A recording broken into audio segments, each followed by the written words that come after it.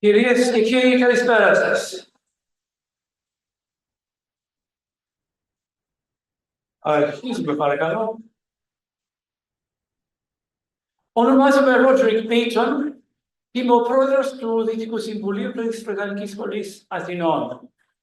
Είναι με μεγάλη ευχαρίστηση σας καλωσορίζω στη βραδιά αυτή αφιερωμένη στο έργο της σχολής μας. Και όταν παρουσιάσουμε έναν φιλοξενούμενο και διακεκριμένο ομιλητή, τον κύριο Knappett.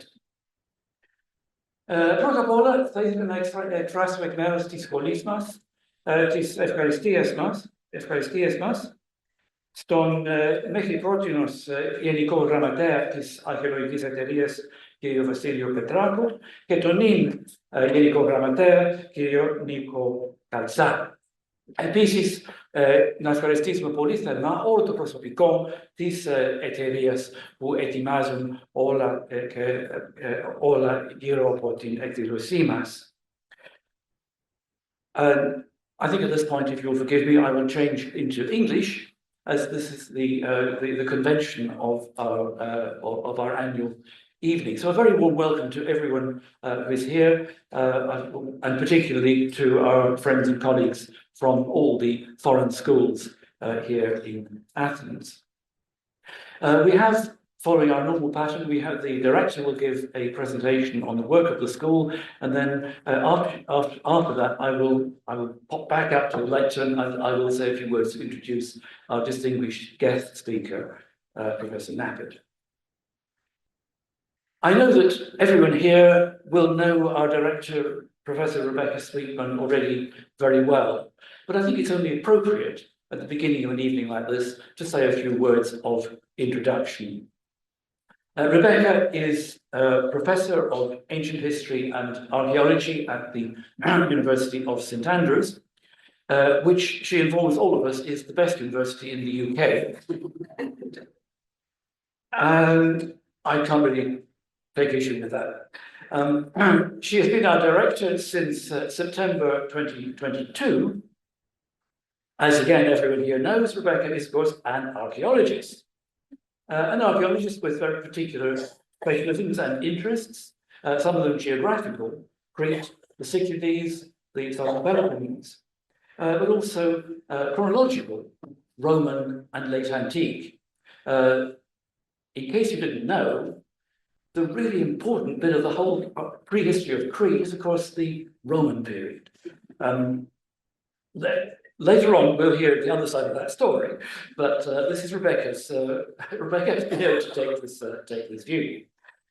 She has particular areas of interest are network theory, globalization, archaeology and well-being. I love this one. Archaeology is good for you.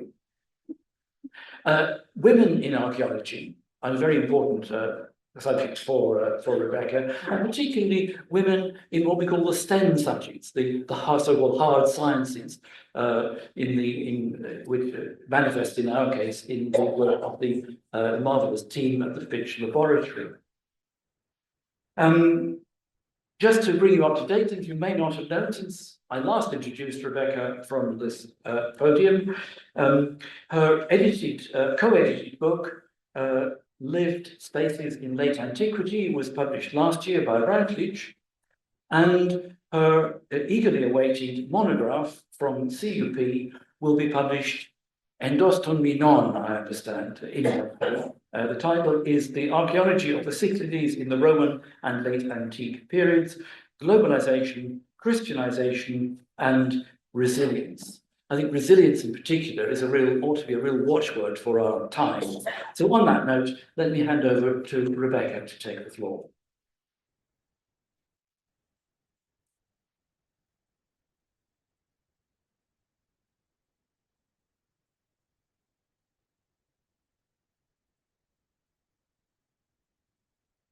Αξιότιμοι συναδέλφοι και φίλοι, κυρίες και κύριοι, είναι μεγάλη μου χαρά και τιμή να σας καλωρίζω απόψε σε αυτή την μεγαλοπρεπή αίθουσα για να σας παρουσιάσω το έργο της Βρετανικής Σχολής Αθηνών το 2024. Καταρχήν, θα ήθελα να εκφράσω εκ μέρους της Βρετανικής Σχολής τις θέρμες μας ευχαρίστες στον κύριο Βασιλείο Πετράκου και τον κύριο Νίκο Καλσά και στον προσωπικό της εταιρείας για την φιλοξενία τους. Επίσης, ευχαριστώ θερμότατα το προσωπικό της Βρετανικής Σχολής στην Ελλάδα και στο Λονδίνο για την εξαιρετική συμβολή του στο έργο της σχολής. Χωρίς την συμβολή τους και την υποστηρίξη των παλιών μας μελών, απλώς δεν θα ήταν ευτικό το πρόγραμμα το οποίο σας παρουσιάσω σήμερα. Λοιπόν, and I will also return to English. It's been a jam-packed program for the BSA in 2024, with our fieldwork, research, academic events, outreach, knowledge exchange, and collaboration. It has been a significant year for the Fitch Laboratory as we celebrated its 50th anniversary. This provided an opportunity for us to reflect on, celebrate, strengthen collaborations, enhance outreach, and look to the future.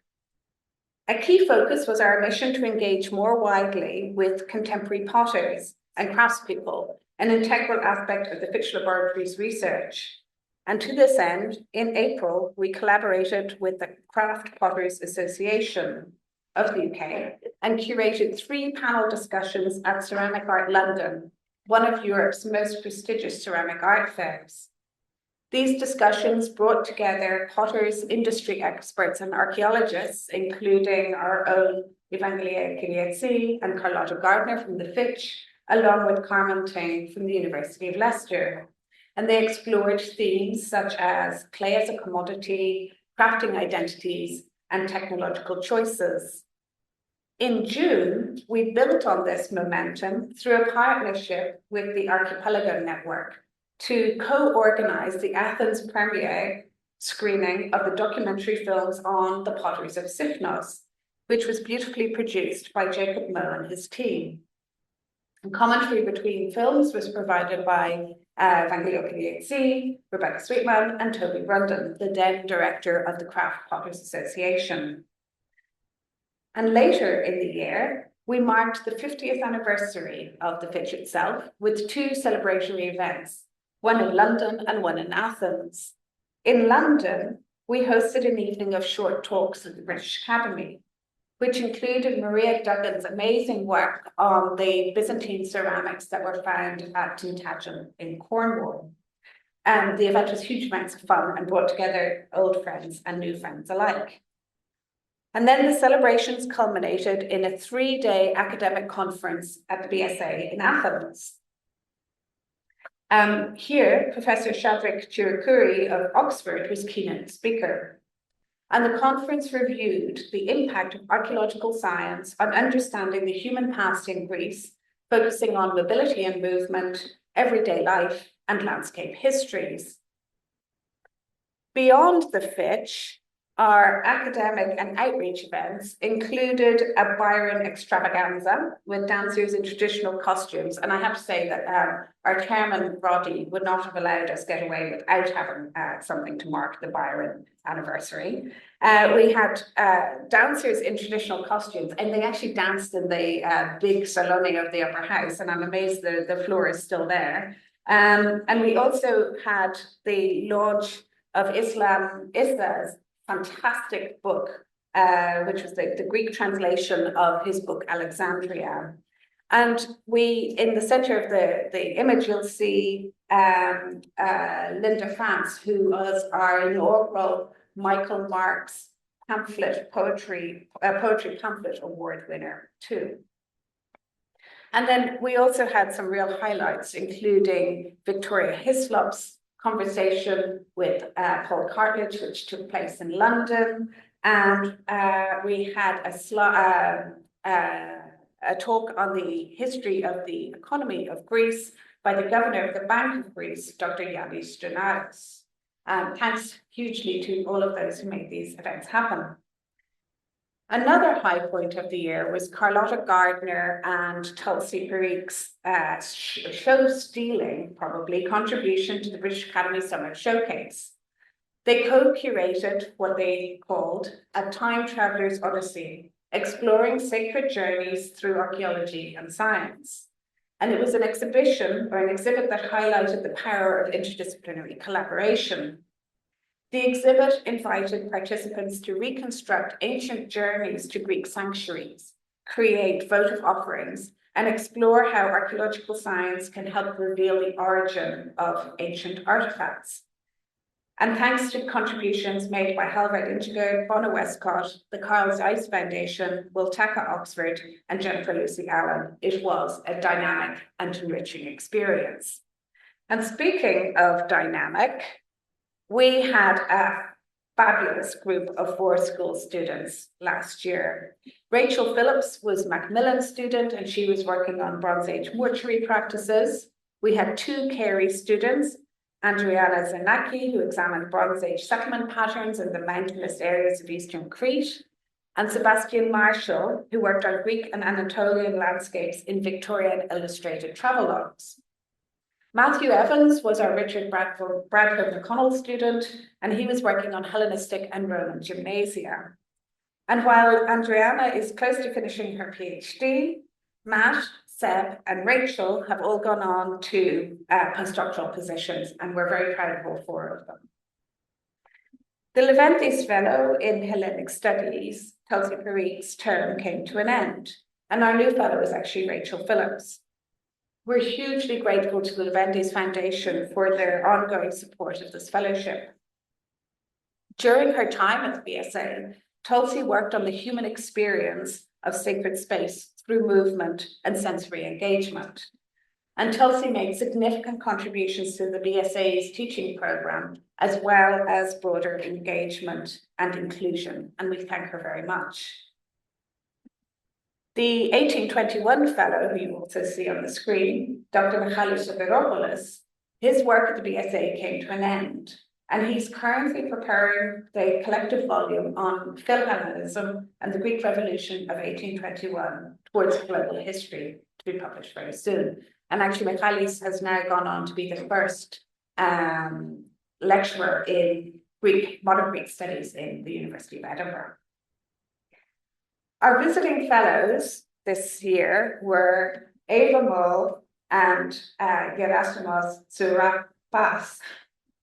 In addition to winning the prestigious award for her best carnival costume, Eva worked on her book on fragmented and connected cases of myth-making and the way in which places, objects, and legends create new historical realities. While she was at the BSA, she undertook research on 2 topics related to Greece and Athens, and they were caves and animated stones, or Beatons. Gerasimos undertook field work on the importance of migrant and refugee movements in the political history of contemporary Greece. While at the BSA, this innovative research project slowly took form, from an abstract idea about the interaction between labor and forced migration and Greek foreign policy, to a more concrete, ambitious monograph on a retelling of Greek-Turkish relations through the prism of migrants, refugees, and diaspora communities. The University of the Arts London Bursary Award holder in 2024 was Tina Rowe. She spent the spring at the BSA working on her PhD thesis, which is concerning the multifaceted nature of identity and how we choose to display that to the world. She dazzled us with her photographic skills and, in fact, her own homemade large format analog camera that you see on the screen now. And she did a wonderful thing and showed us the BSA through an extraordinarily and really quite emotional lens. What she did was she took some of our underdeveloped negatives or negatives that hadn't been fixed properly and was able to transform them into the images that you see here, shedding light on a whole area of photography that we really haven't seen before. In terms of the conferences, here are just 3 of the BSA conferences held last year, giving you an idea of the kind of work that we're focusing on. And while we're here, I'd like to say a huge thank you to the Swedish Institute, their director, Jenny Wallenstein, and staff, who stepped into the breach last May or June, I can't remember the exact date, it was June, and gave us a space when the heat wave destroyed all possibility of holding a conference in the upper house. And within seconds, they said yes, of course, and everything moved down to the Swedish Institute. So thank you all very much for that. This was the conference that our assistant director, Yorgos, had co-organized with the Academy of Athens on Gymnasium. And some of the recent BSA publications, of course, include the annual archaeological reports, the BSA annual, and the very fabulous 2-volume publication by Robin Barber on the material in the National Museum from the Phalakopee excavations of 1896 to 99. Turning now to digital assets management. Thanks to our archivist, Amalia Kakisis, and digital assets manager, Eleni Gadolu, the BSA is currently leading on the British International Research Institutes, all 8 of them, their joint digitization project, which is coordinated by it's coordinated by Constantina Georgiadou and now Jessica Holland. The goal of this year's effort is to focus on the use of linked open data to identify hidden and underused links across the British Institute collections, particularly the archive collections, and using those connections to create 2 digital stories, one of them being women in archaeology throughout the Beery's history, and the other, the Beery institutional history. And you can see just from a couple of the BSA women that I found, thanks to Amalia, Eugenie Sellers was originally, in fact, I think she was the first female student at the BSA and then defected to Rome, where she spent much of her career. Agnes Conway was at the BSA originally and then went to work in Jordan, and Hasluk, of course, has connections with Anatolia. Some women did stay at the BSA, they didn't all leave for other institutions. Another digital project that we've been working on is called Transforming Access to Mediterranean Cultural Heritage Science Collections. And this is funded by Riches, which is part of the, it's one of the kind of themes of the AHRC. It's a new collaborative project with Mark Jackson of Newcastle University, and huge thanks to Nathan Mayer, who is representing the BSA as leads within the project. And we are working also with the British School of Rome and the British School at Ankara as well. This initiative seeks to improve access to important collections of science heritage data, both digital and analog. The project's goal is to develop standards-based infrastructure to make these resources, such as, for example, the BSA's geological collection and Rhodes Marble collection, make these resources more available to researchers and the public. And this will include the adoption of sequential linked open data and web formats. And looking ahead, the project has potential to be transformative in terms of how BSA and other BERI manage and share research data, and could form the core of a system powering digital research and making more than a century of legacy data from archives, science data, excavation data available to researchers. We were delighted, as always, to throw the BSA doors open to our undergraduate and postgraduate students for our tour courses, including a range that you see on the slides here: Communicating Archaeology, run by myself and Tulsi Parikh. There's the Epigraphy course, which was run by Polly Lowe and Peter Liddell, and former director John Bennett ran the Linear B course, and Rosanna Valente ran the Byzantine course. And we're very grateful to all of them.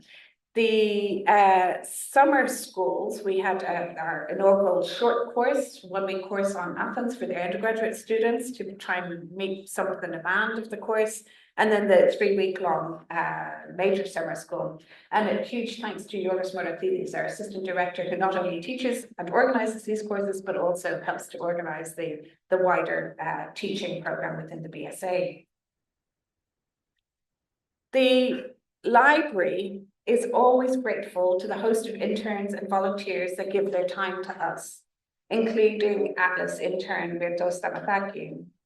And this year's library archive intern was Melissa Bergoffen, and we're delighted that she's leaving us to take up a PhD position at the University of Crete. The BSA invited Mia Ridge of the British Library to present a lecture on the theme of AI, artificial intelligence at the British Library, lessons from a decade of digital scholarship. And this took place at a Sine Garcia event in the Goethe Institute. The annual Freda lecture was delivered by Professor Benjamin Morrison from Princeton on Dochia and Episteme in Aristotle, some implications for ethical thought.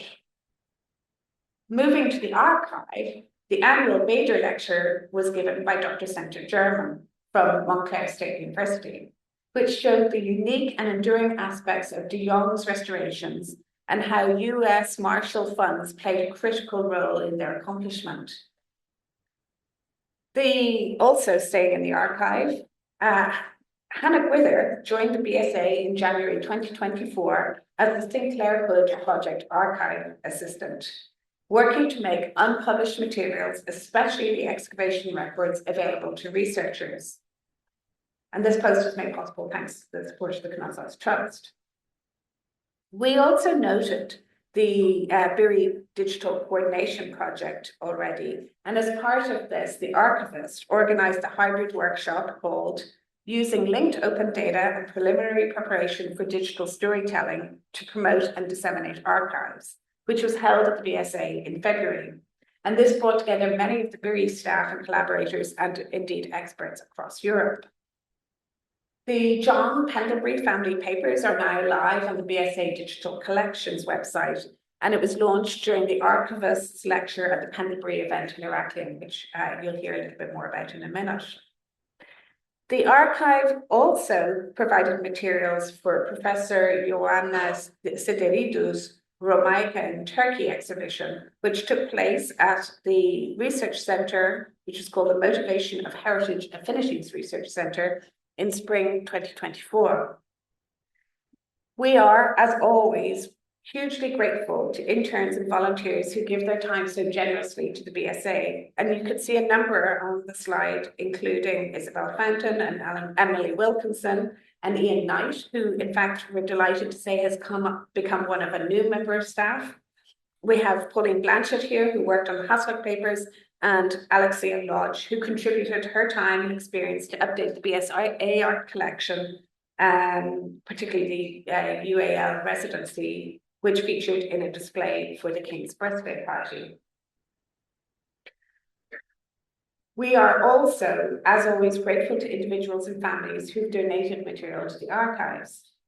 You see here Robert McCabe, who donated 4 wonderful framed black and white prints from his time with Alan Wace at the Mycenae excavations in 1955.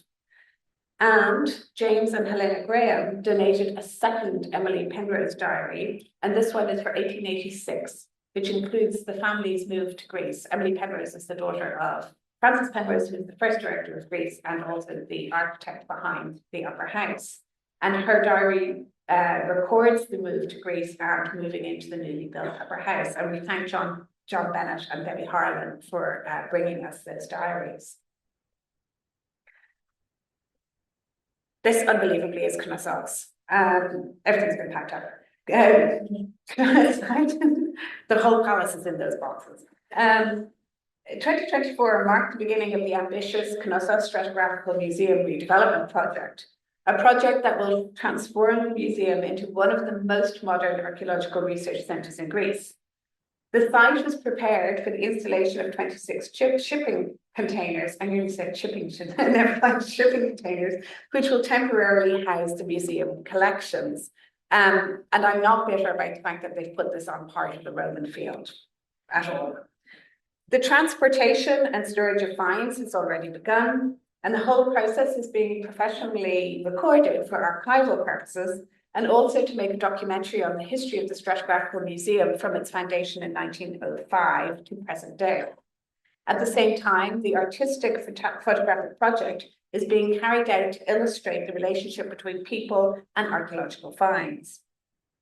Alongside this immense work, and we're hugely grateful to Kostis Christakis for all his work, alongside all of this, the curator organised a busy academic and event schedule. Talks were given on Minoan lamps and lighting, the Olympic Games and ethics by our assistant director, and the history of the Educational Society of Heraklion, created by Stefanos Xanthoulides and Yosif Hatzidakis. The four-day cultural festival Earth, Water, Fire, celebrating Cretan pottery from antiquity to the present, was also held for the third year running. And this, of course, not only emphasizes the importance of the preservation of cultural art of Crete, but it's central to the work of the Fitch and indeed the BSA's overall research strategy.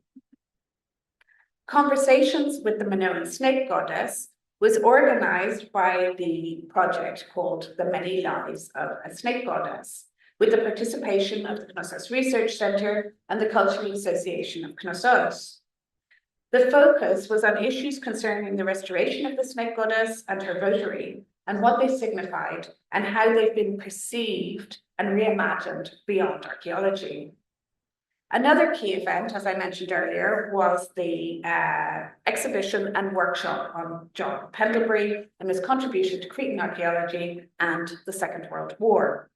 And this was held at the Vigilia Municipal Library of Heraklion, with the support of the region of Crete and the municipality of Heraklion.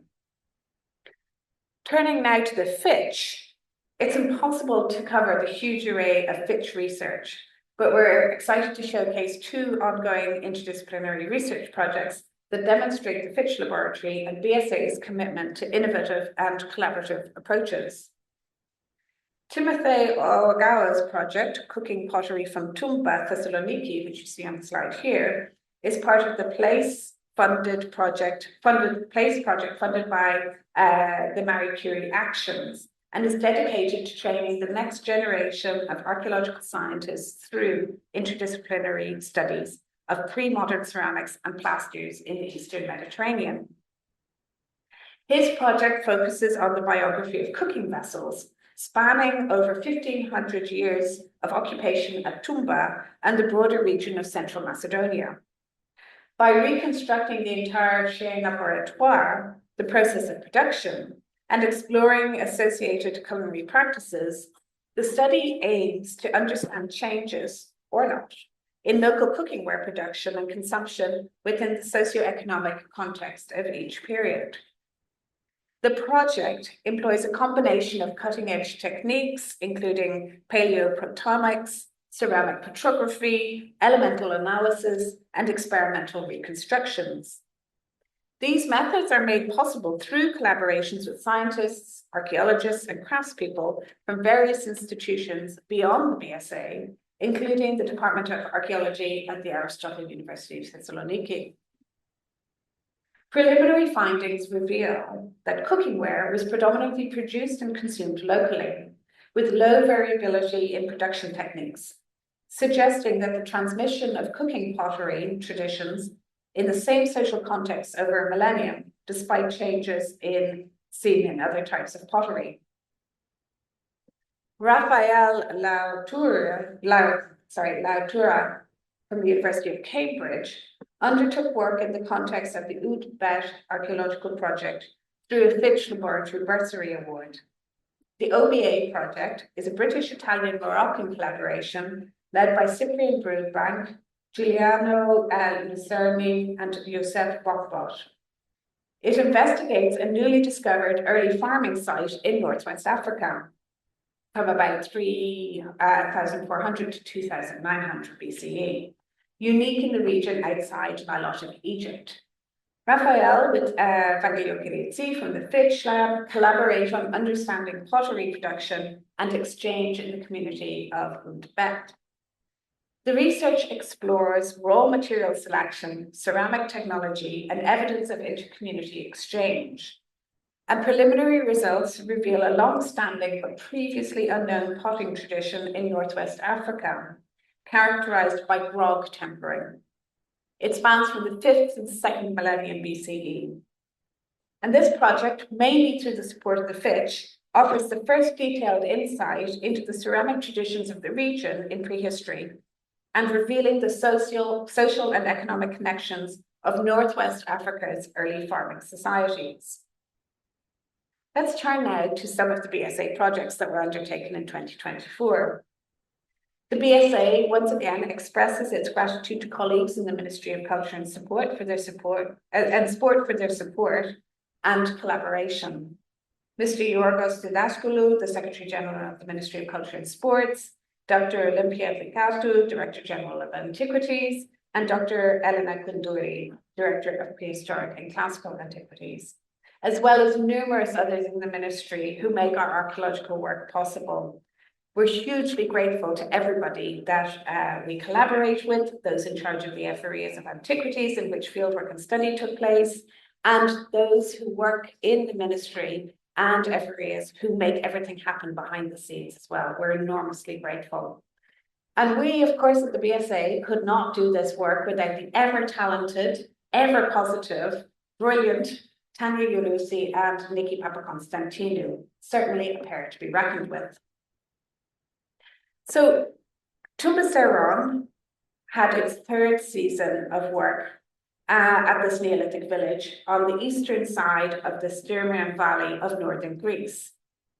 The team reports that this year, despite the challenges of working in the summer's brutal heat wave, the team continued to explore the Neolithic structures on the site and its large earthen perimeter wall.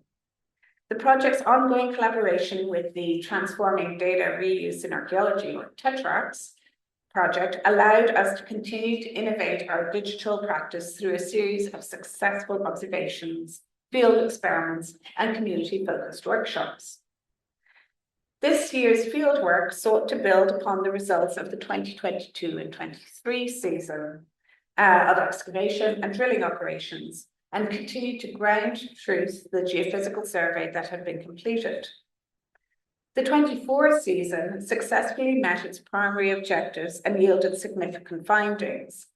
Notably, the architectural remains of an oval house were uncovered. The house was constructed using mud in the pisek technique, accompanied by stake holes with diameters of 5 to 7 centimeters.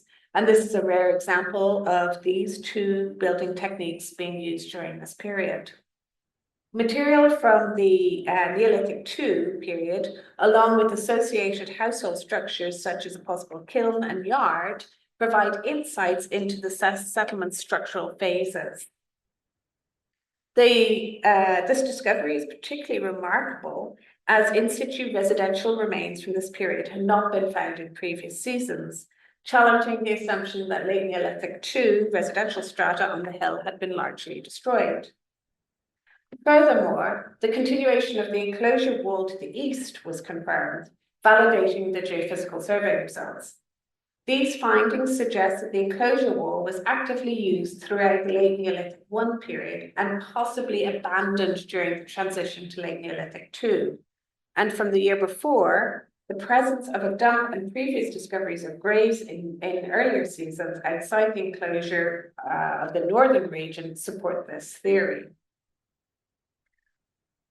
Moving now to Chios, the Emburio Hinterland project reports. We had a very successful 2024 season in which we conducted both a final 3-week survey season and a preliminary 3-week museum study season. We've now covered some 94% of the mandated study area and discovered a range of new sites, including 4 more prehistoric scatters alongside a wide range of archaic, classical, Hellenistic, Roman, and medieval material. Our preliminary study season was very useful, particularly in elucidating new evidence of prehistoric material. In particular, we were able to identify several new small prehistoric sites in the hinterland of Emburio that were unclear or as yet uninvestigated in previous years. Mycenaean material was prominent at several locations, and that included both decorated and undecorated sherds, and they expect to find more in the next study season. But perhaps the most intriguing insight to arise from the Boreal Hinterland project's fieldwork and artifact study has been that not only do we now have quite a lot of Mycenaean material from the wider surveyed landscape around Boreal, but thanks to the work of Christina Zanikos and Yanis Kozatsas in particular, we now have diagnostics at multiple sites of a Middle Bronze Age and early Bronze Age component, and late Bronze Age component that has so far eluded researchers like Hughes. For example, they have bead rim bowls, basket type, or deep incision handles that are the clearest indicators, and these have good parallels with many sites in Western Anatolia. But there's also a quartz brown fabric with further distinctive rim forms, handles, and bases, and probable tripod legs, which were also provisionally dated to this period. More enigmatic still are a series of horned handles that you see on the slide here from horizontal bowls in another consistent fabric that do not match the horn handles from excavated Neolithic to Bronze Age levels at Boreal. And so they might be early Bronze Age 3 to Middle Bronze Age. By contrast, so far, the so-called map-painted Minoanizing pottery, which was first identified by Sinclair Hood in the 50s, in the excavations in the 50s there, and also known from neighboring sites such as late Bronze Age one and Chesme. This hasn't been confirmed in our survey material, but there are a couple of suspicious candidate sherds still to be considered. Although we have, of course, sampled only a small amount of later material to inform our plans for 2025, we've hardly touched the surface of the rich material that dates from the Archaic, Classical, Hellenistic, Roman, Byzantine, Genoese, Ottoman, and recent periods. And this is a task for the study season for next year. Turning now to Samos, this year, the west area of Samos project wrapped up its fieldwork and moves into the study and analysis phase of the project. Reflecting on the 4 years in the field, they report that they got a lot more than they bargained for. There were more traces of human activity in the uplands than they originally thought, as well as more connectivity between the northern and southern portions of the study area.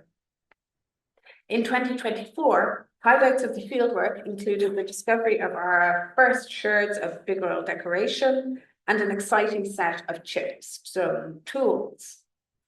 The main areas of activity were undertaken, one, by Michael Loy, who undertook exploratory tract walking in the island's northwest basin between Fornatico and Magalo-Rima rivers. They also undertook, under the direction of Nisha McSweeney, gridded collection, tract walking, and extensive survey in the southwest around the area of Villanavia, previously explored in 2022. Museum study and preparatory work for public engagement activities were undertaken by Anastasia Christofilopoulou. In addition to the survey of new transects, areas were investigated in detail where possible points of interest were identified through ethnographic and local knowledge. The density of pottery scatters was used to identify up to 20 new areas of interest in the landscape. And while the composition of many of these include Byzantine and early modern pieces, much in accordance with previous knowledge of the area, there was some Hellenistic black glaze in most areas of the landscape.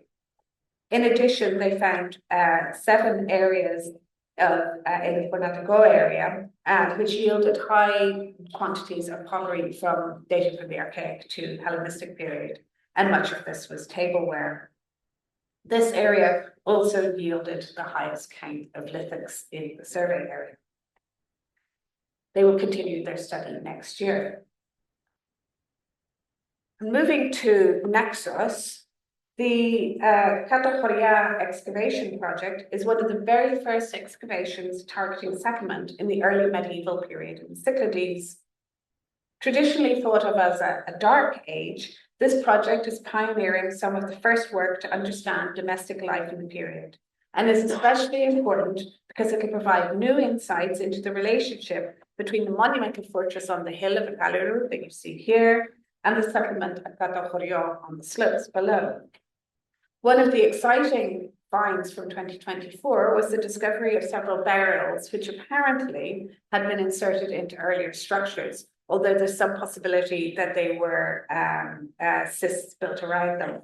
These burials need to be radiocarbon dated, but have already helped to inform our understanding of the use of these buildings over time.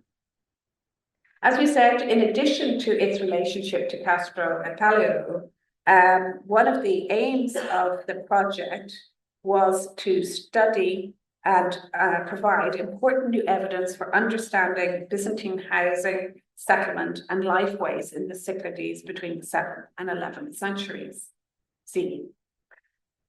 Work in Area D revealed structures that were at least two of which were at least used for burial. And then you see Area D in the lower part of the slide, and you see one of the cyst graves here. The ceramic material from the structures in Trench D1 would appear to suggest a date of the 8th century and is found related with other domestic type pottery, but no clear domestic horizons or floor deposits were encountered. The stratigraphic relationship of the burial in Trench D2 with surrounding walls would appear to suggest that it was inserted into earlier structures, although, as we said, they can't rule out the possibility that it was a monument to frame the cyst burials. In Area F, a very substantial building constructed in a location with impressive views of the surrounding landscape was defined on the west side by two walls.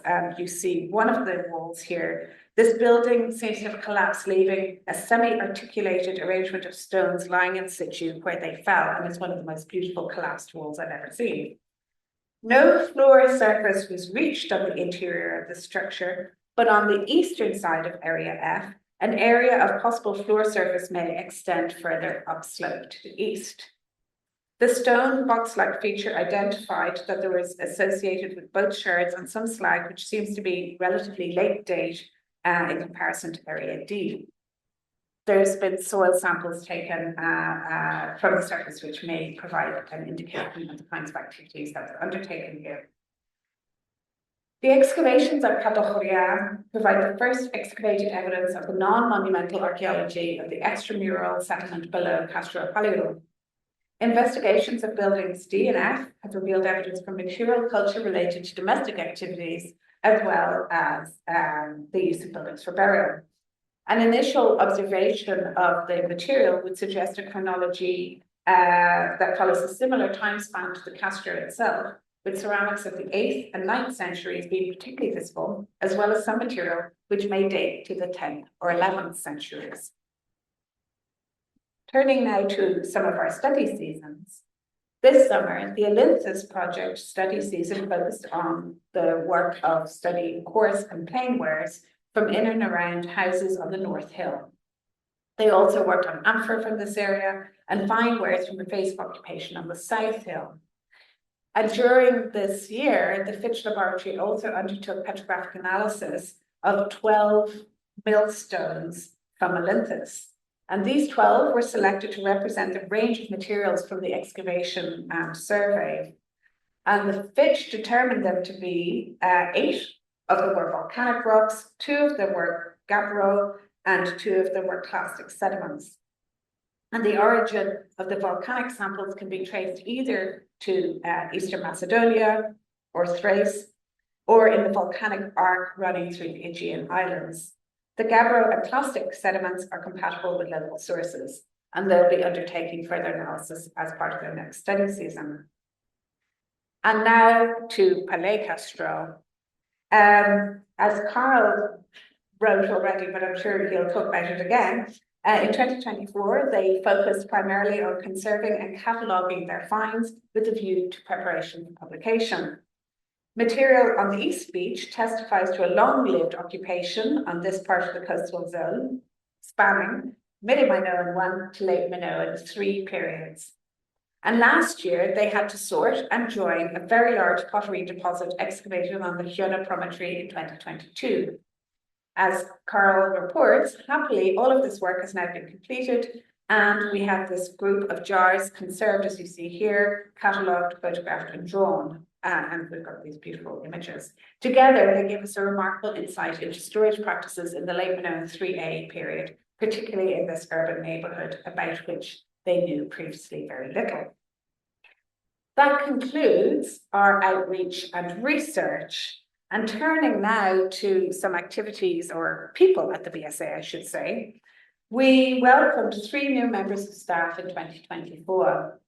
You already saw Ian has become a member of staff, but we were hugely delighted to welcome Miltos Kalavrikinos, who is our new IT systems administrator and basically has saved us all.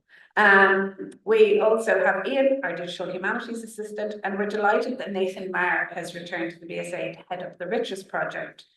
We've also got a new head of development, David McClay, and you see David and Miltos on the slides here. Now, before I give the floor to Carl, I'd like to remember a few of the BSA greats who died this year, very sadly. Very sadly, we lost Dr. John Hayes and Dr. Ken Wardle earlier in the year, Dr. Keith Rutter and Roger Howell, and of course, Colin Renfrew and, Professor Lord Colin Renfrew and Professor Sir John Boardman. They have all been intrinsically connected with Greece and indeed the BSA, and we mourn their loss. But finally, I would like to say a huge thank you to all the staff at the BSA in Athens, London, and Knossos. Thanks also to BSA Council and subcommittee members, BSA friends and committee members, publication team, supporters, BSA Friends in Greece, and everyone who works behind the scenes in supporting the work of the school. And a particularly huge thanks to our chairman, Professor Sir Roderick Beaton, who and our Deputy Honorary Treasurer, Hugh Smith, who always give their time and energy to the BSA in such a cheerful way. I think they're mad. But they're unbelievably generous with their time and expertise and their support, and I thank them very, very much indeed. And to all of you here, a massive thank you for coming. And just in case there is any doubt about who might be running the show, I leave you with this slide. Thank you all very much. Well, thank you, Rebecca, and wasn't that marvellous? What an amazing amount Rebecca and her team have achieved over the last year. And if I and some others are mad to work with the BSA in the way that we do, well, I think we're mad about the BSA. And when you see all this on the screen and hear Rebecca's account of all that you've been doing, you can quite see, surely, why. I think it's wonderful, particularly in those final slides, just to see the number of faces and the people of all ages, all sort of career stages, people coming through the BSA, the students and the undergraduate course, to old lads like me who've been involved with the BSA for many years. It's wonderful that people come to the BSA, they keep coming. It's an institution that works very much on the collaboration, the goodwill, the skills of people working together. And it's I'm particularly pleased, since we have almost all of the BSA staff and many of the students here, let me say to you too a very warm thank you for all the work that you do for the BSA. So we move to the second part of the evening. It's always a great pleasure and a privilege when we have the opportunity to invite a distinguished guest to come to Greece, come to Athens, and to share their expertise with us. And that's the case tonight, where I think many people here will know Karl Knappett. He's been working in Greece, and particularly in Crete, for many years. But he's made the journey across the Atlantic from Canada to be with us this evening. I understand he's still struggling with jet lag. I sympathise, but we're all the more grateful to you for making the journey and staying awake for us. Carl Knappett is Walter Graham Homer Thompson Chair Professor in Aegean Prehistory at the University of Toronto. He specializes in the Aegean Bronze Age, particularly in Minoan Crete, and within Minoan studies, particularly in the study of Minoan art, on which he is a particular expert. As well as he has worked, as you already heard, with the BSA for a number of years on the site at Palaikastro, which he has really made his own, I think one could fairly say.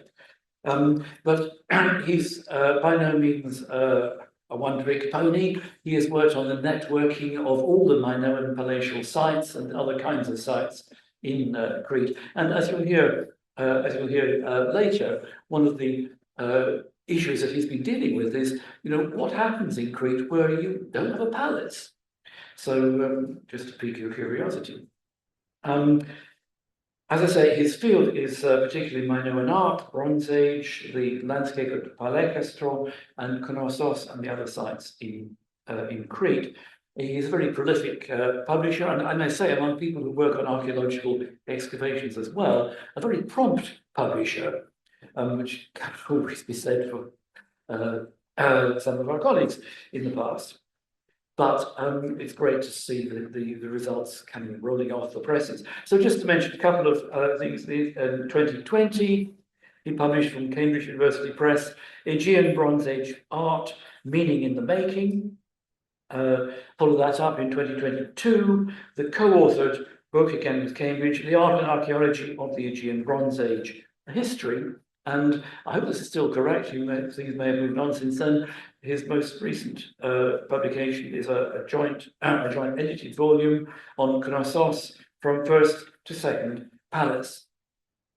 So with that, I'll hand over to Carl, who's going to talk to us about the coastal world of Minoan Palaikastro. Carl, the floor is yours.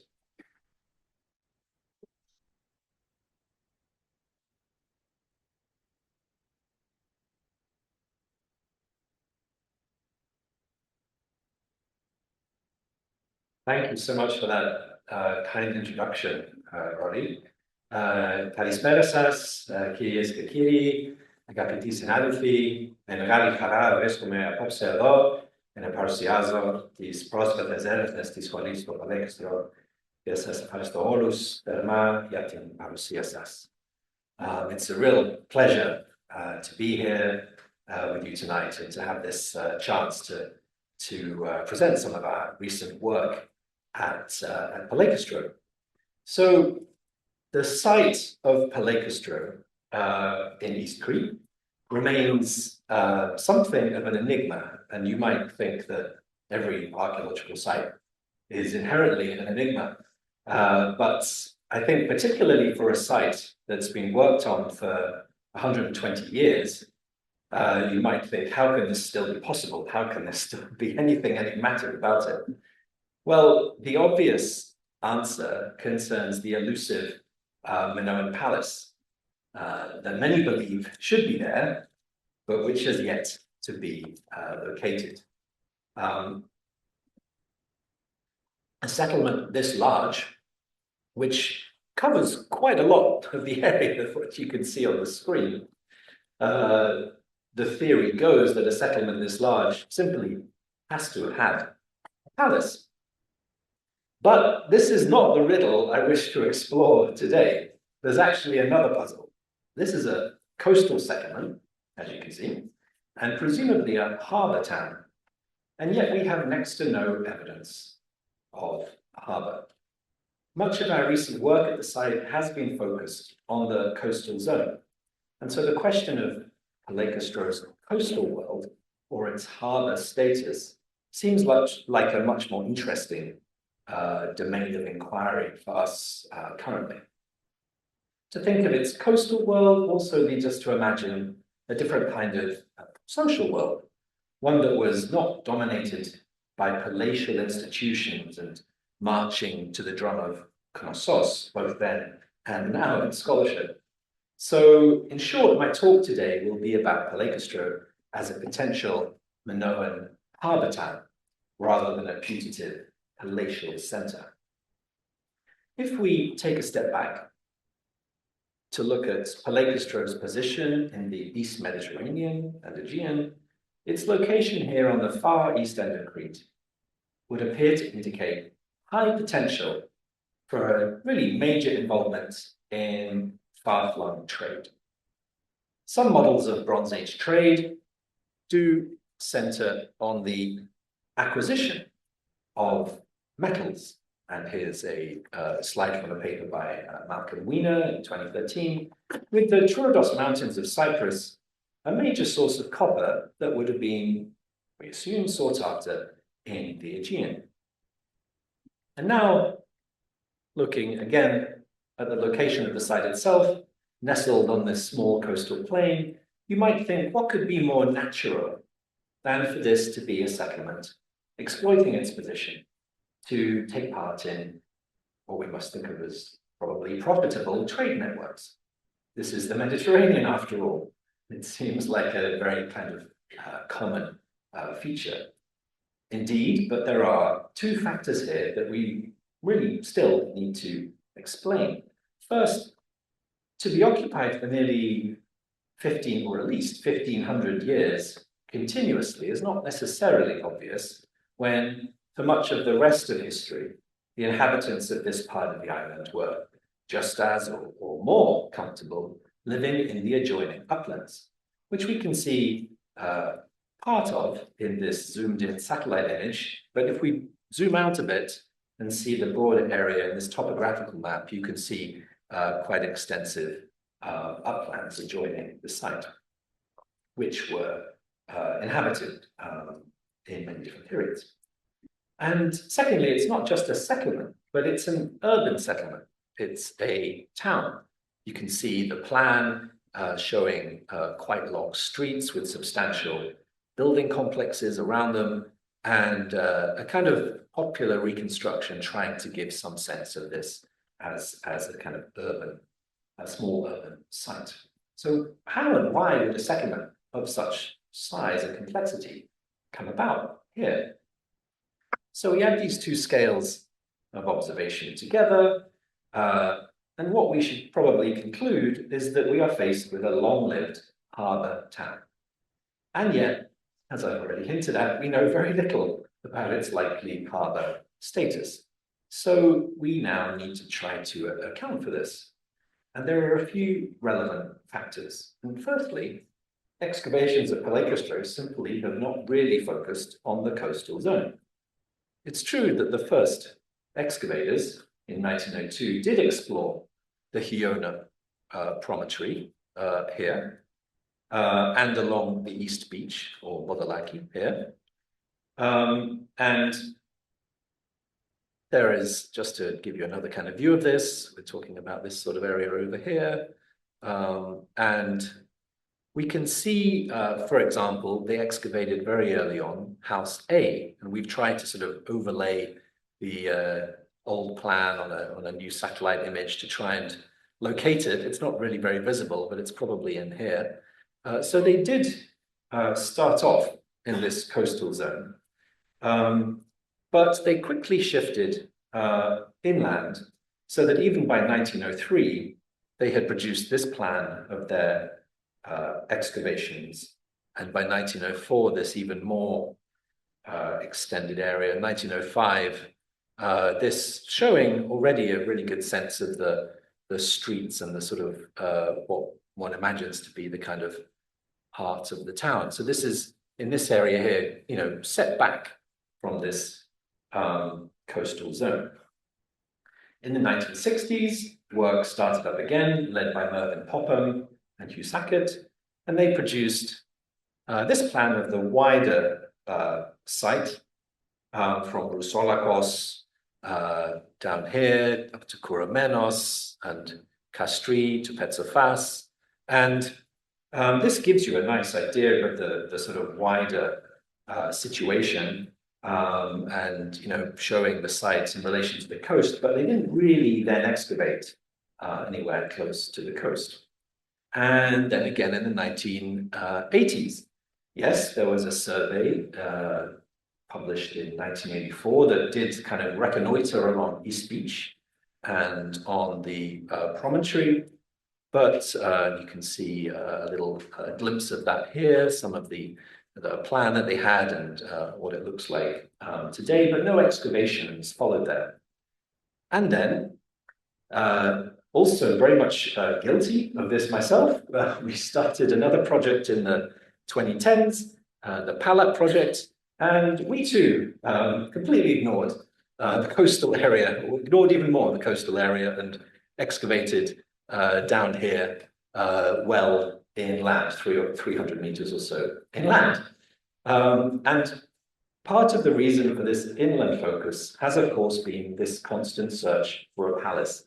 Really, every phase of work has been maybe obsessed is too strong a word, but kind of quite directed towards finding the palace, and which would, unlikely to be, we assume, right on the current coast.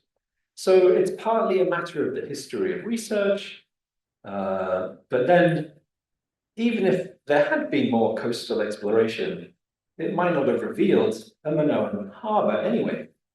Bronze Age ports seem not to have had all that much in terms of infrastructure. Now, Komos might seem to be one exception, with these ship sheds nicely reconstructed here, with others possibly at Poros Katsambas, this from a recent paper by Motsas and colleagues, sort of actually doubting the purported ship sheds and saying that they're sort of a bit too far from the reconstructed ancient coastline here. And the same scholars have done the same with Gornia, where again, there is something down by the coast, but they're sort of pouring cold water, if you like, on the idea of these really being installations. So ought we to expect much of an actual harbour if work had been done on the coast? It's a little unclear. And then even if there had been work on the coast, and even if there were installations, the shifting geomorphology might mean we'd never find these remains on land anyway. With sea level rise and tectonic shifts, as well as colluviation, we must expect the current coastline to not reflect the ancient one. Now, in some parts of Greece, this has been well recognized for many years. We were in Thessaloniki recently, where this is pretty clear. If you know any sites in the East Aegean, then this is also fairly clear. But perhaps this hasn't been sufficiently recognized in parts of Crete, and certainly we haven't really recognized the importance of this until relatively recently at Palaikastro, at least not in kind of scientific research. So, in short, we've not given ourselves much of a chance of shedding light on the coastal world of Palaikastro by not investigating the coast. And even if we had, it may not have been the ancient coast, and we might not expect to find harbour infrastructure. But given the location of Palaikastro as you've seen it, we can't really avoid this coastal perspective any longer, I think. Much of what we've been doing in our recent work is oriented toward the coast and the sea, and I'll now present our studies quite briefly in three parts, largely with a focus on environmental history, to try not to take up too much of your time, though I would at the end like to share a few thoughts about the social aspects of this coastal world as well. So first, we have been pursuing a program of underwater exploration since 2021 through a Sinagarcia with our wonderful colleagues, the effort of underwater antiquities led by Theodor Kisteadoulou. And the Roman shipwrecks, we have two Roman shipwrecks, including this quite spectacular one. And these are a definite highlight and very photogenic. But I'm not going to be talking about these too much. So it's just a kind of a bit of a trailer there for another aspect of the work. What I want to do really is focus on some of the underwater structures that have been mapped, notably in Kouroumenos Bay. This rectangular multi-room structure is at a distance from shore of about 60 meters, and probably belongs to the Neopalatial period, so 1600 BCE or so. Here we can see where some houses were excavated in the 1902 to 1906 campaign. And so it's not like we didn't know anything about structures over here, but these are not really visible now. We're not quite sure exactly where they are, but we can add another dimension, which is some geophysical work along the coastline and actually in the water, kind of underwater geophysics obtained by Nikos Papadopoulos and his team from the Institute of Mediterranean Studies at Retina. And putting these together, looks like we can speak of a sort of a cluster of occupation in this area, which we didn't really have any idea about before. Also, from the Neopalatial period, moving down to the sort of southern part of the Kouroumenos Bay, we have these pithoi encased in, cemented into the beach rock close to the hill of Castri. And here we see some really good comparanda, maybe, not sure if you can really make out, but the rope decoration on these examples here, which look very much like the kind of thing we get with the excavated material that belongs to the Neopalatial period. Some nice comparanda from our 2015 excavations. Arguably, though, most striking of all is a circular structure, or we don't have the full circle, but it would appear that it's likely to be circular, also in this area.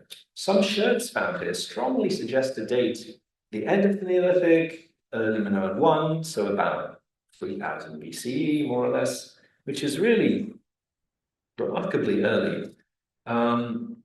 We wonder what this is. We don't really have many circular structures, although we do get pholos tombs in the sort of wider area. So if this is a pholos tomb at the foot of Castri, we have to imagine a rather different topography here.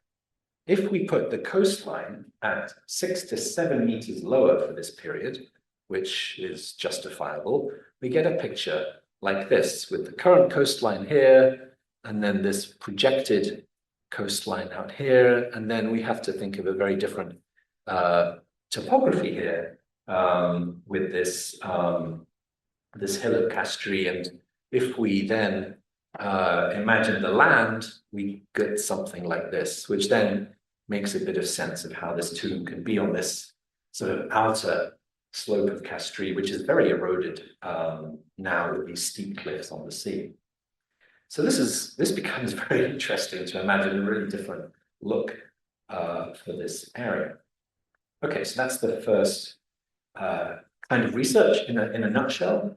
The second kind is the paleoenvironmental work stemming from the cores extracted from Kouroumenos in 2012 to 2015 campaign. And here you can see Rachel Kulik and Hector Orengo putting this auger in down to quite significant depths, to nearly 8 meters. And then these cores have generated quite a lot of results already, but there's work in press in environmental archaeology in the journal, work led by Brena Veropoulou and Nancy Kraptopoulou. And this work describes some fascinating long-term changes stretching back to the late Neolithic, where we don't actually have any evidence of occupation from this period yet at the site. So this is 4500 to 3600 BC, and they argue, so this is the sort of full sequence, and I've just sort of isolated one part of it here so you can see a bit better. They argue that here there would have been an estuary, basically, which then even expanded in the period 3900 to 3600. Then around 3600, the estuary is transformed into an open lagoon, which is this unit 2 here. Its depth was about 7 meters below the current sea level, which lines up with the ancient sea level reconstructed for this period of about 6 to 7 meters lower than today. And here again, just to show you, is a different sort of version of what the coastline might have looked like if you project that onto it. We might also note that in this period, in the 4th millennium, there are signs of growing agropastoral activity, and olive, particularly in the pollen in these cores, seems to be really, really prominent. So we're seeing signs probably of management of olive before we really have any excavated archaeological remains from this area.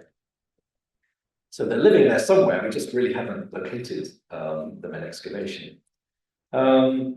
These conditions prevailed until around 3000 BC, or the EM1 period, where we get a significant, though fairly short-lived, change to a marshy environment.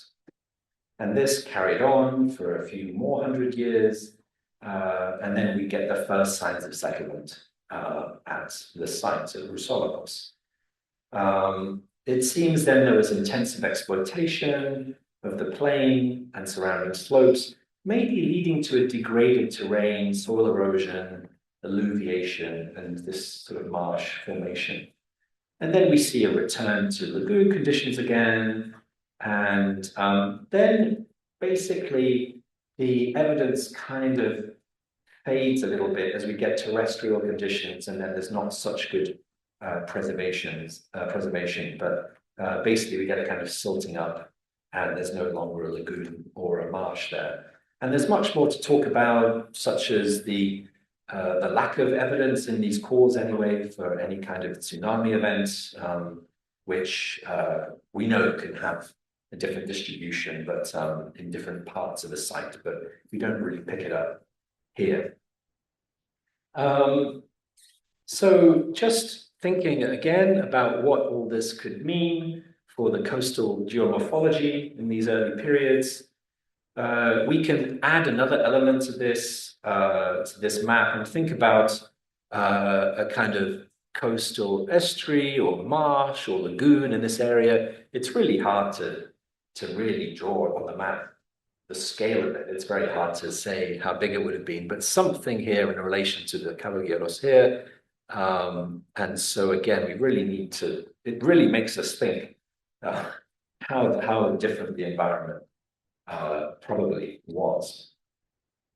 Okay, those are the first two parts of our evidence, and the third consists of coastal excavations. And I should mention another part of our synagogia. We have the synagogia with the underwater effort, but also with the Lasithi effort of antiquities, and our wonderful colleagues there, led by Krisa Sofianou. So we were able to excavate in a few locations in this area. This is this promontory we've already spoken about at Chiona, the East Beach or Bodolaki. And so I'll just show you another slide, which picks out the sort of 4 spots where we were excavating. And you can see here already that these are areas that are so close to the sea that they really suffer coastal erosion. So it's been a sort of a priority for a while to try and capture some information before this stuff all falls into the sea. Lots of results. I'll just give you a bit of a snapshot to help us understand a bit about the environment.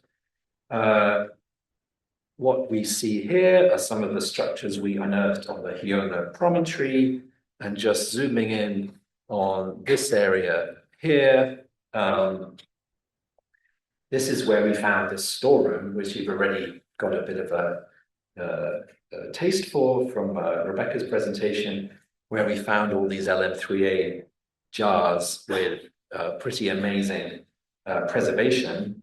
And here you can see some of the work in progress, a couple of photos of the finds, and here's some of the drawings that have just been produced. And we're really grateful to Lily Bonga for doing these, and to the East Crete Study Center, the INSTAP East Crete Study Center, for providing Lily's work. Really, really beautiful material. So we also excavated, so this is the room here, we also excavated just outside the room in these 3 spots I'll just tell you a little bit about.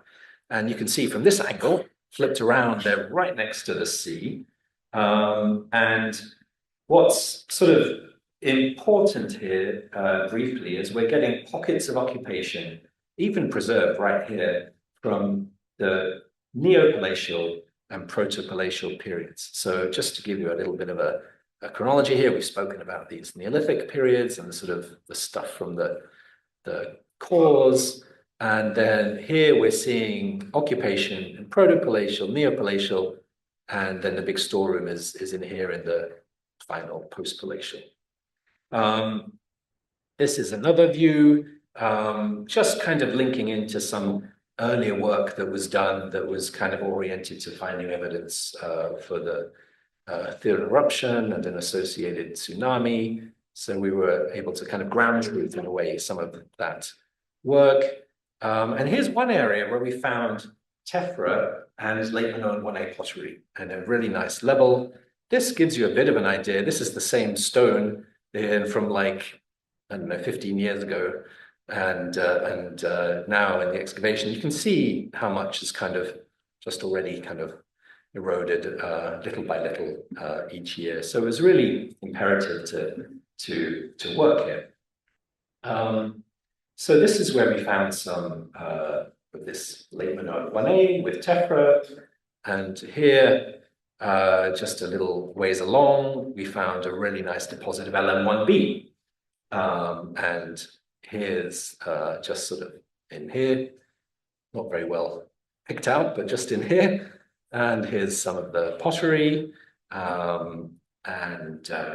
quite nicely datable. And then here, in this little kind of corner right next to the water as well, we found actually a nice sequence of LM1B, LM1A, MM3, and MM2. And here's just a little slide of some of the unwashed, still unwashed at the time, MM2B pottery from this sequence. And just to show you this in another way, to show you all the dates. What this means when we put it all together is that we have a picture that is very similar to what we get in the main town, sort of in the background there, 300 meters inland. We get post-palatial occupation that reoccupies zones already exploited in the Neo and Proto-Palatial periods.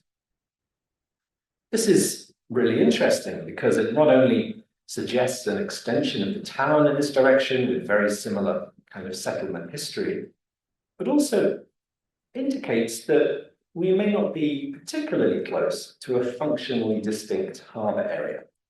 It may be coastal now, very much so, but the coastline is likely dozens of meters further out. And this is just another version of this attempt. And I thank Christine Spencer for these wonderful GIS generated maps. She's completing her PhD at UCL. And you can really see what the coastline, how different things could look if you just, it's obviously a little hypothetical drawing the lines here, but one can imagine a very different kind of topography. Let's briefly look now at the other area we excavated on East Beach or Bodolaki. We had two trenches in Upper and Lower East Beach. The upper part was identified in the 1980s survey. Here you see a drawing, a plan, and just to give you a sense of the erosion, this kind of road sign here is no longer there. The cliffs just get eroded, they get undercut, it's very soft here, and then just eventually bits. Those of you who have visited the site will know this, will have seen this. So again, there's been quite a lot eroded here. We were able to reveal a building here through excavation. And despite its nice architecture, the finds were quite eroded within it, but we can at least very briefly say that it did see use in the Proto-Palatial period. And swiftly moving on to Lower East Beach in this area here. Again, those of you who have visited Bodolaki Beach will maybe have clambered over these stones on the way down to the beach. They get a they get a bit kind of trampled on and have a bit of a hard time. So we thought it was important to try and get some information from these remains. And again, we can see evidence for, in what we call building 1, occupation through the post-glacial, neo-glacial, proto-glacial periods, much as on the promontory, with even this nice foundation deposit being excavated here by Alekos, with this tortoiseshell repel decoration and this nice little miniature vase. The proto-glacial deposits were quite low down within this structure and stretch back even to Middle Minoan 1. And this is interesting because we've always wondered about the occupation of this coastal zone in relation to the Tugaleti-Kafala cemetery, which I've very roughly mapped out here in kind of purple, because this seems to go out of use in Middle Minoan 2A. So it seemed possible that you had a town that was growing and the cemeteries at the edges, and then maybe once this went out of use, the town expanded beyond it. But now really for the first time, we can say that no, there's already occupation out here while the cemetery was still in use. We also uncovered some of what we call building 2, a little harder to define right here in the beach in the sand, but further testifying to occupation in the post-glacial and neo-glacial periods. And we can add another dimension, which is the geophysics again, both from a University of Toronto team about a decade ago and more recently with Nikos Papadopoulos. And we have this really clear structure just back from the beach excavations, but also in the water in the beach. Nikos was able to uncover, to reveal some signs of likely structures. So here too, we might begin to imagine a town extending still further out. And here one can try and combine some of these different results. And, one begins to get a real kind of cluster, a real kind of neighborhood. And, who knows how far out it might have extended. If we zoom out again to look at the Hiona promontory too, we can begin to imagine this kind of wider zone of occupation that looks coastal now, but which we have to consider when set against a coastline that might have been some 100 meters or so further out. So, what have we learned by turning our gaze to the coastline? Well, we're still just dipping our toe in the water, but clearly the coastline looked very different. And in turn, this forces us to review how we reconstruct the extent of the town. The forgotten, or largely overlooked, houses from 1902 to 1906 in North Kouroumenos were likely not an isolated farmstead. We can, in this, again, this beautiful composite that brings together these different forms of work, the underwater, the coastal geophysics, the old excavations, we can imagine a kind of a real cluster of occupation up here. And with different projected sea levels, you can see how much more we have to find out about this area, really. The further underwater remains in South Kouroumenos, so down here, oblige us to rethink the history of occupation here too. And, if we have a lagoon or a marsh here, what does that mean for the relationship of this cluster to the sort of Roussolakos site? Really open to interpretation right now. The Hiona Bodolaki finds also force a major rethink, a larger town extending down to the water's edge, 100 meters or more further out. This popular reconstruction that we already saw, we now have to really reassess. I think, it's admittedly a popular kind of reconstruction for a magazine. And I think at the time, it's, was a pretty good stab. But now we really, you could really see how it kind of peters out here and it's all a bit vague, understandably so, given what we knew, but we really need to sort of have another shot at this and think about this in a new way. we are still really none the wiser about a harbour. It's not really clear whether we should expect a place like this to have had installations. And in any case, they may be really far underwater at this point. But we can turn briefly to a couple of other lines of inquiry to shed light on its character as a harbour town oriented to the sea. And I just want to briefly look at two aspects of coastal life, fishing and sailing. So fishing, I'll just talk about this very briefly. It's quite an intriguing one. We can't say as much as we like, as fish remains here are not brilliantly preserved. What we can say is that most of the exploitation seems, we could maybe call it ad hoc, not displaying much exploitation of deeper sea resources. Shells are much more abundant in the record, though. And here, too, it's a matter of mostly shallow waters being exploited. Limpets and top shells were the main mollusks used as food sources, while banded dimurex was heavily exploited for the production of purple dye. This is a pattern seen over many centuries. And Rena Veropolidou, in her recent work, soon to be published in a multi-authored volume, has shown that the murex shells were actually quite small as well, which could be due to environmental factors or maybe over-harvesting. So marine resources do seem to have been integral to daily practice, and perhaps the shallow coastal location of these resources that were exploited suggests a kind of everyday skill that many people shared, rather than it being like a really specialized industry. Turning quickly to sailing, here the evidence is very sparse. We really don't have any boats to talk about as direct evidence. There's a shipwreck not so far away at Psira.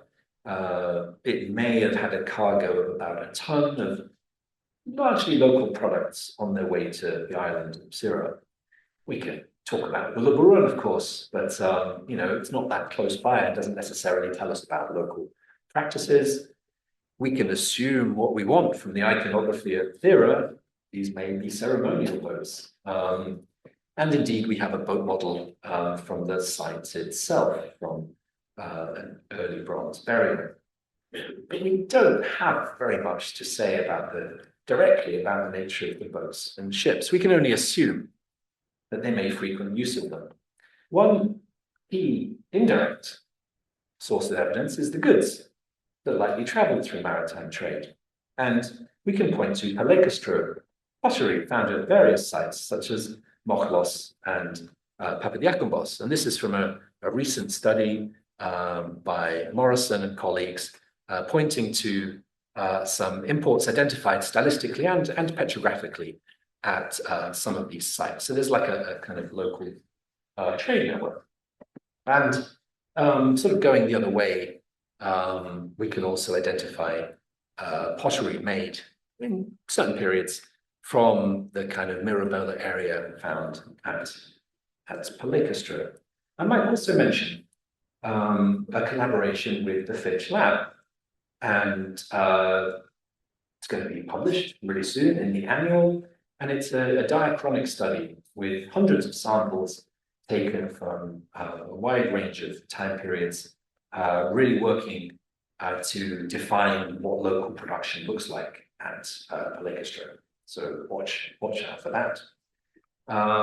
But given the site's location, you could be forgiven for expecting dozens of Canaanite amphorae or hoards of bronze, indicating, and I think back to one of the first maps I showed you, this kind of location that it has.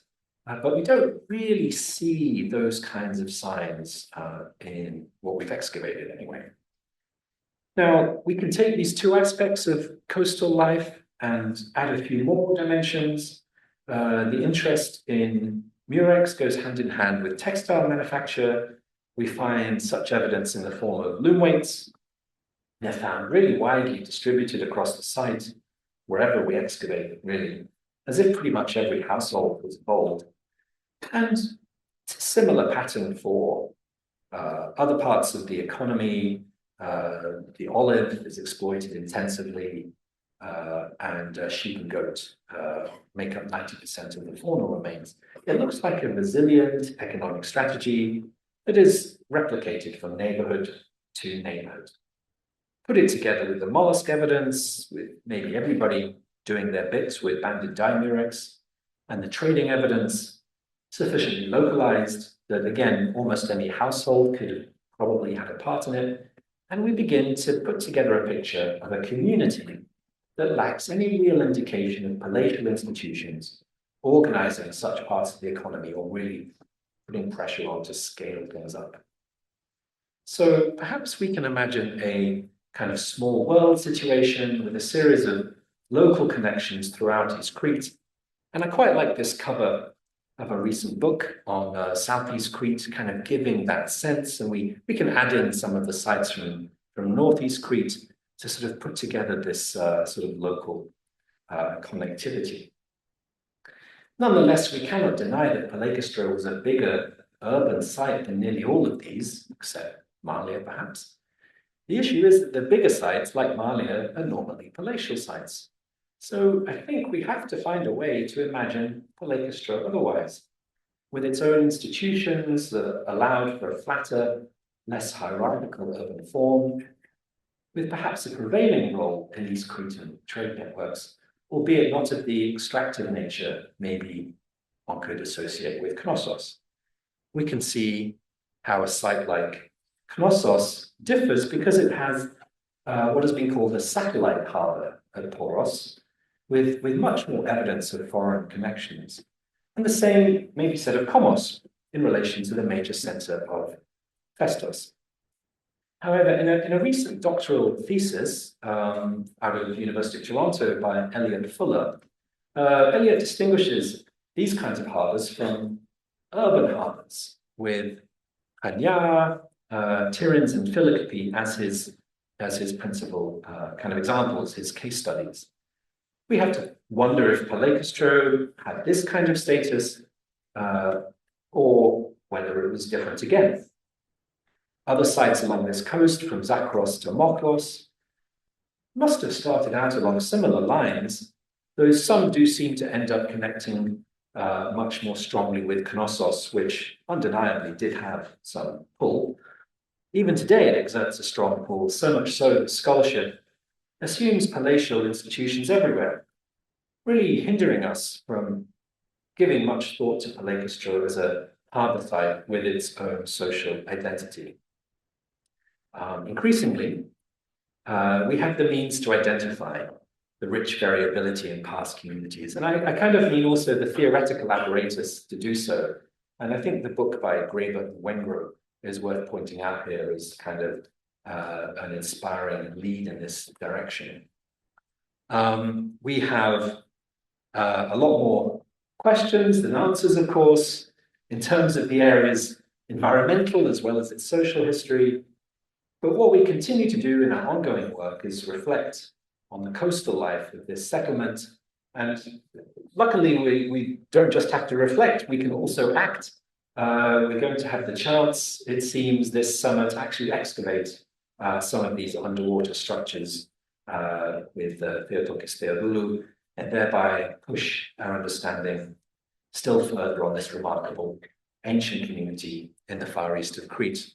And finally, I really have to stress how collaborative all of this work necessarily is and enjoyably is. Just to point out that there's this Palat project, which will soon be maybe published this year as a BSA supplementary volume.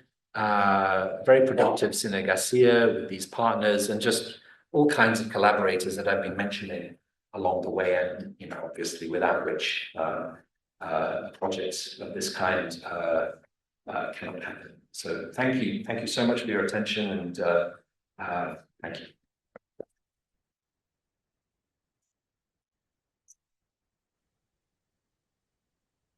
Well, thank you, Carl, for that marvelous explanation of tracing the different kinds of enigmas.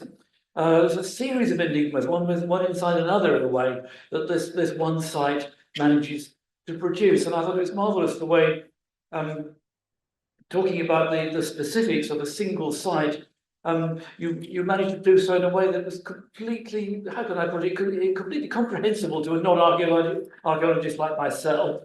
I think it's very important to be able to communicate the excitement and the fascination of what actually drives us to make these investigations and discoveries, as well as the technical nitty-gritty, which is obviously a very important part of what so many of you here in the room do. And I was also very struck by that final, yes, it's still on the screen, that final slide, which really a theme which really draws both of these marvelous presentations together, the importance of collaboration. And even in English now, in Greece, we use the word synergasia, don't we?